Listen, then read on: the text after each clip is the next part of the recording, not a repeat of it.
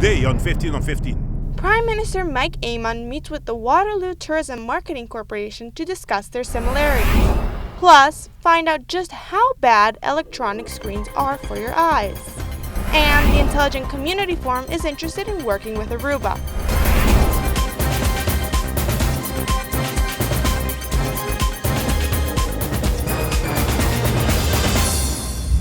Thank you for joining us. You are watching 15 on 15 with Daniela Piazzi on Channel 15 ATV. Prime Minister Amon visited Waterloo, Canada to meet with local organizations to discuss possible future collaborations. His Excellency Mike Amon sat down with the Waterloo Regional Tourism Marketing Corporation to exchange views on how the tourism markets can work together. I think that one of the things we talked about this morning is the connections into Europe and into South America that you can make through Aruba. I think when you can get people to come and visit Aruba as a destination for a visitor, that they can look around and see what there is to offer as a place to open a business. And it's a great way to get people to come and see a place and eventually decide to move there or open a business there. Jason Kipfer, which is the Senior Business Development Officer with Canada Technology Triangle Incorporated, also shares his thoughts on the potential cooperation with Aruba. Well, naturally, the first interest would be from the citizens of our community, would be how do we get direct flight transportation from the Waterloo Region International Airport to Aruba. So there's some tourism type of discussions that we can certainly have. From a collaborative side, I think there's some unique opportunities to look at the University of Aruba with the University of Waterloo. There's an interest by the Prime Minister to diversify the economy and look at some of the other sectoral strengths that are available and up and coming. And I think there's some great opportunities for businesses within the Waterloo region to partner with some of those companies to further create new relationships and to further spawn new opportunities in Aruba. He also discusses why the Canadian tech industry could be interested in coming to the island. I think the opportunity for Waterloo region businesses is to introduce and to educate them about the opportunities to work in Aruba and use Aruba as a platform into other regions such as Colombia or Venezuela. I think getting businesses to Aruba and introducing them to strategic stakeholders and partners is key, and out of the get-go, introductions and education will be a key component of that success. In other news, the Aruba Radisson Resort and Casino on Palm Beach has been acquired by the Aruba Growth Fund. The resort is now known as the Hilton Aruba Caribbean Resort and Casino. Hilton Hotel Resorts has assumed operational control of the former Radisson Aruba Hotel. The beachfront property has been relaunched as the Aruba Hilton Caribbean Resort and Casino. Hilton has been steadily expanding its Caribbean portfolio. They recently debuted in Bahamas at the World Bimini Resort and more recently in Jamaica's Jewel Paradise, opened as the new Hilton brand called Curio. The 355-room hotel is owned by an organization representing the country's main pension fund and will be managed by Hilton Worldwide. Thankfully, they made a commitment to purchase and protect all of the employees and their positions. Although the resort has been under the Radisson brand for 25 years, we welcome the Hilton brand with open arms to our One Happy Island. Moving on, we're halfway through 2015 and the numbers are in, relating to stayover visitors on the island. These first 6 months of 2015 have shown a considerable growth in the percentage of tourists who stay over in Aruba. In comparison to 2014, this rate has risen by 16.2%, and it seems to just keep growing. The Aruba Tourism Authority explained that this improvement is mostly due to Venezuelan and American tourists. We also must note that the RevPAR has increased by 8.6%. The RevPAR is an indication of the quality of tourists that Aruba attracts. This is measured by the price a guest pays per person.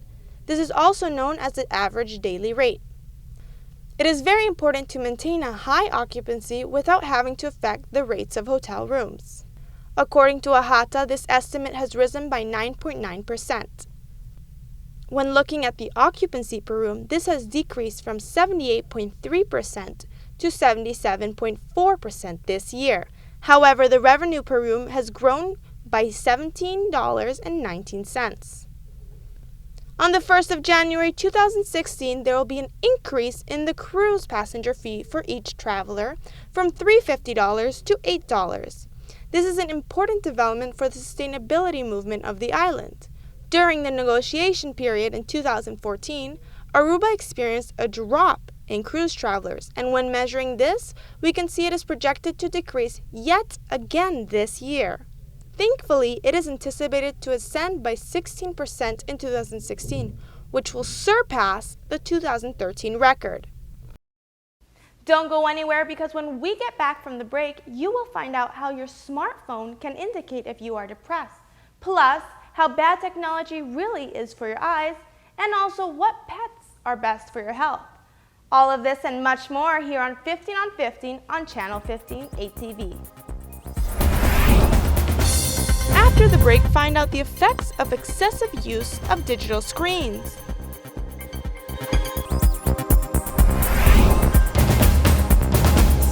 Welcome back from the break. Now, it's no secret that spending hours on a day scrolling through social media is pretty bad for your eyes. But just how damaging is this digital devotion?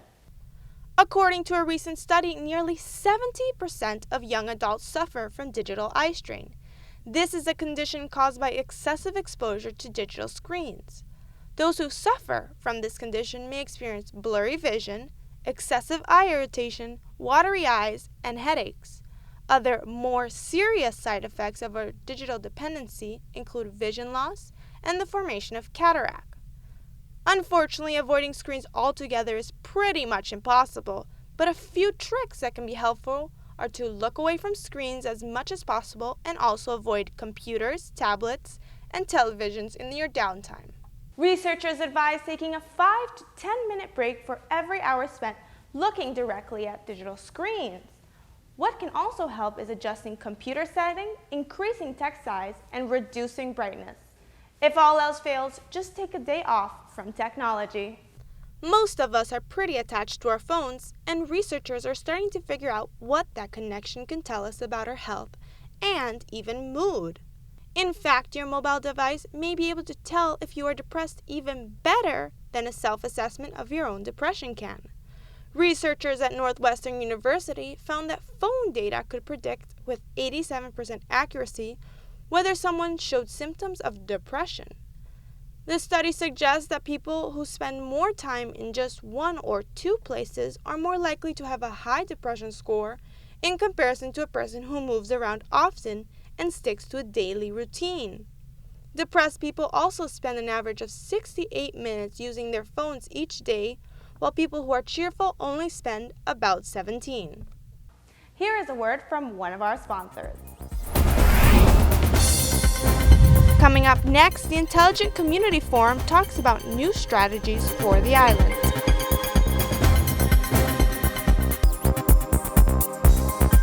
Welcome back from the break. We spoke with the chairman and co-founder of the global organization Intelligent Community Forum to find out why they see Aruba as a smart role model for the surrounding Caribbean regions. The Intelligent Community Forum is based in New York City and works with over 134 regions around the world. They focus mainly on job creation and economic development around the world. What we do is we work with transformation as their community transforms to look at new ways of doing things, working with entrepreneurs, working with government and the university sectors in order to transform their communities into the most diversified, entrepreneurial and innovative ecosystems that's available. The nonprofit organization strives to guide and inform other communities to work smarter and in the most efficient way. They have particularly close relationship with the Dutch city Eindhoven since they were nominated for the Intelligent Community of the Year award in 2011. One of the things that the Intelligent Community Forum does is it works with the communities of interest. So Eindhoven and Waterloo have been able to find each other through the Intelligent Community Forum. But the forum also works with the communities directly through workshops, through specific programs that will allow those communities to better inform themselves how they can become a smart community with not only the technologies of becoming smart, which means infrastructure, it means big data, analytics and predictive analytics, but taking it to another level that talks about innovation, creating skilled workforce, keeping that skilled workforce in your communities, as well as innovation, creativity, the ideas around digital inclusion or equality. The forum is particularly interested in sustainability and eco-activities. Therefore, they see great potential in Aruba to become an intelligent community. They hope the island can one day be an example for the surrounding regions. Aruba, as it's looking to become sustainable over the next several years, looks at clean tech and different ways in which you might be able to engage in that area. So does the Waterloo region, but so does the Intelligent Community Forum. So I think there are lots of opportunities moving forward. Another thing that I think is really important is the whole concept of collaboration. And Aruba, I think, will become a model for the Caribbean in terms of not only collaborating with other places in the world, but among the Caribbean nations. And as a potential intelligent community, smart city environment, it can start to create the model that other Caribbean nations might want to follow. Thank you so much for watching, and although I may be a bit unfamiliar at first, I hope you still enjoyed the show. Be sure to tune in tomorrow at 7:15 on channel 15 ATV for your daily dose of local news and trending lifestyle topics.